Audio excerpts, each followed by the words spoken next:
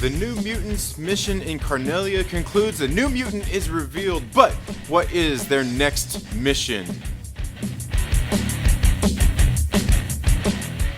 What's up, everybody? Trinity here, and welcome back to the Second Street Marvel, your source for the latest comic book reviews. And today we are talking about New Mutants issue number 11.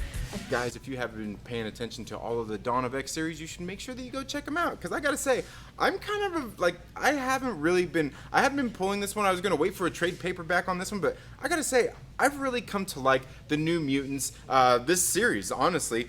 They haven't really been jumping back and forth with the storylines or anything lately, and I've really been enjoying this book, especially issue number 11 here. Now, this issue is being written by Ed Brisson, with art by Flaviano and colors by Carlos Lopez. VC's Travis Lanham is the letterer, Tom Muller on design, and Mike Del Mundo is the cover artist. And I'll go ahead and show you those names on this lovely 2-page title page. You guys know how much I love these things, right?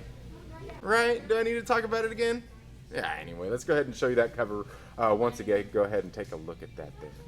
But anyway, guys, now, in case you haven't been paying attention to the New Mutants, what happened was the New Mutants were called to Carnelia to put a stop to this mutant that had been, like, there's like this big old ball that was like sucking people in, and it was all like this whole nightmare realm. So the New Mutants had to go there on this mission to put a stop to all this. Now, the mutants that we have here, the New Mutants that we have here in play, we've got Boom Boom, Chamber, Magma, Mirage, Karma, Cypher, Mondo, Armor, Wolfsbane, Wildside, Glob, and Magic. I know, it's a lot of them, but I'll go ahead and show you those names right there. You can see all of the mutants who were involved there, and you can get a little bit of a look at some of that art there. Take a look there at some of that beautiful Flaviano art. Now, I like Flaviano's art. Sometimes, you know, he's got just some style that not everybody may like, but for the most part, I like what Flaviano does here. The colors here in this book have been really good. Now what we see here is the New Mutants were on that mission in Carnelia, and they were going there to stop this. They got trapped. They had a mission. They were going into this nightmare, I guess you could say, that was being set by this New Mutant. And they're there. They had this mission. They were going to go in and try to get this New Mutant to change her dreams, to have her have good dreams, not nightmares. And to do this, they took Wildside in. Armor took a bunch of them in, surrounded them in her armor. They were going to go and get Wildside in there to basically give her good dreams about good things, not nightmares, so this whole nightmare could stop. So they were on the mission, and well, what happened was, you know, Armor got distracted there. So her armor started to break down. Well, what they did was they had Mondo, who was there to kind of help counter the effects of that, so Wildside could get the job done and give the child these good dreams instead of these bad dreams, right? So this should help things out, right?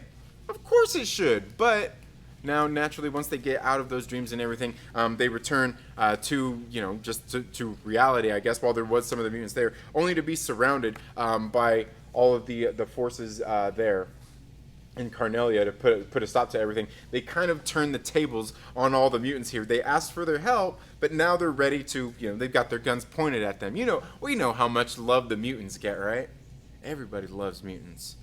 Well, anyway, so they're kind of in this sticky situation. They're trying to get out of it. They were going to surrender because they didn't want to, you know, they didn't want to cause any casualties or anything like that. They're not trying to harm anybody. They just wanted to get this mutant out of there and stop from harming people. Well, anyway, they're getting ready to surrender, and then in walks, that's right, Illyana Rasputin comes in and says, whoa, hold on, no, nobody's surrendering today. We're taking you back home, and everything's going to be all good.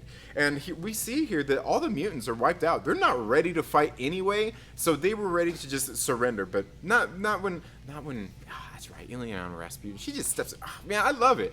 I really do like this character. Anyway, so she steps in, and they all ended up getting away. They return to Krakoa and begin to gather themselves, you know, rounding up the troops. And of course, you know, we get some of these things I love in here. You guys know how much I love these white pages and these Dawn of X books. They're so great. Love them. Anyway, we get a little excerpt here from Boom Boom, where she's sharing a little bit of her feelings about just some of the stuff that's been going on here. Just interesting stuff. Now the thing here is as they're there licking the runes, kind of regrouping. Remember we had this this organization called this website called Docs that was kind of exposing the mutants out there, right? So they've got all these these files here and everything that these mutants have been exposed online, and that's Ileana says that's how we found you, because Blob was sitting there telling her about this website, and that's how they found her. So she knew to be there in Carnelia to help them. Well, anyway, they go on and they talk a little bit more about that. But the interesting thing is here, there's some language going on in here that we see. Oh man, what is it? What is her name? All of a sudden, I'm forgetting her name. Mirage. We're seeing Mirage talk to talking to Maxime and Manon here towards the end. And they're keeping this being in like this to keep her captive, not captive as in a slave, but just until they can figure out what her powers are doing to keep creating these black holes and sucking people in.